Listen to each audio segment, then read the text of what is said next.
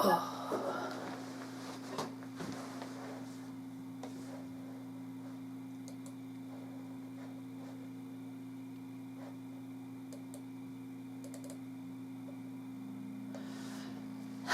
Okay, so this week we're doing, let's go down a bit.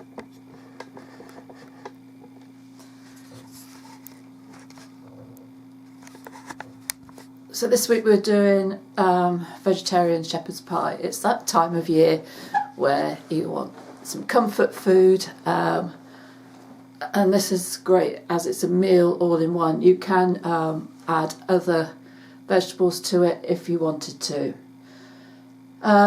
You will see when I show you the video from the cooking of it, I substituted such a lot in this, and it wasn't intentional. I had planned to do pretty much what the recipe said, but as it was, I ended up not taking the list with me and forgetting half the things that I needed, and some I couldn't get. Excuse me. So the recipe for the topping says 2 large russet potatoes, half a cup of non-fat Greek yogurt and 3 tablespoons of butter. Now what I suggest here is you use the potatoes that you can get that you like for mashing. I just got a pack of potatoes and I've used them all. I did have some left over, but I had the family come in, so having extra wasn't an issue. I quite like having leftover mashed potato to do other things with as well. I didn't have yogurt. I thought I had some in the fridge, but I'd run out. So I used milk and butter. So I used oat milk because my daughter-in-law is lactose intolerant. If you need to substitute potatoes, no problem. Just go with what you can get and what's comfortable. You do want to make sure that mashed potato is quite soft though, so it makes it easier for spreading over the top of the filling. So the filling wise, pretty standard. We've got, I didn't use 3 tablespoons of olive oil, got an onion, 2 cloves of garlic, mushrooms. So I used a mixture of chestnut and white mushrooms. You can use all the same if you wanted to. I do like the taste that you can get from chestnut mushrooms. There's a bit more to it than the white ones. Fresh thyme, carrots. I forgot carrots, so I used carrot and sweeter from the freezer. Fresh thyme, I forgot the thyme, so I used dried thyme, so probably about a teaspoon's worth. Tomato paste is tomato puree, and then some quinoa. I couldn't get any. I did try, but the Asda here didn't have any. So I substituted that with semolina.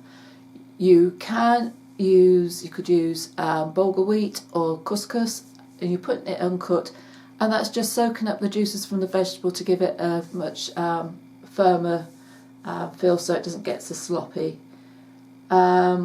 Stock, so we're using water and a stock cube. I added a stock cube into the cooking, and then just added the water plain, and then some frozen peas.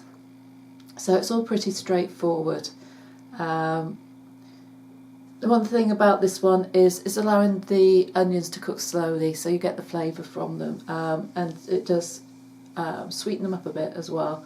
So that's the only thing.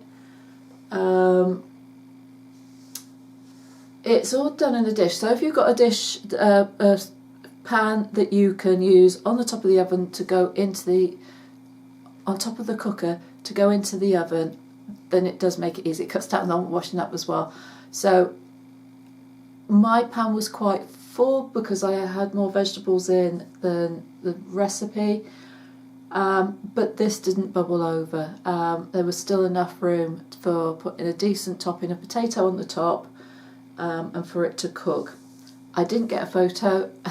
We dished up on it before I remembered. Yeah, so I was able to take the pan straight from the cooker and put it into the oven. If you haven't got that, there's nothing wrong with putting it in a casserole dish and putting it in the oven as well, whichever works for you. It doesn't really matter. So that's it basically. So I'll pop the video in. Look forward to seeing yours. Really do enjoy hearing some of the substitutions that you're doing as well. So don't feel afraid. And that's one thing I hope that you get out of this, that you can make changes. Be introducing you to some things that you've not used before, but maybe give you ideas of other things that you can use in its place. So that's what it's all about. So look forward to seeing your pictures coming very soon. So I'll speak to you soon. Bye for now.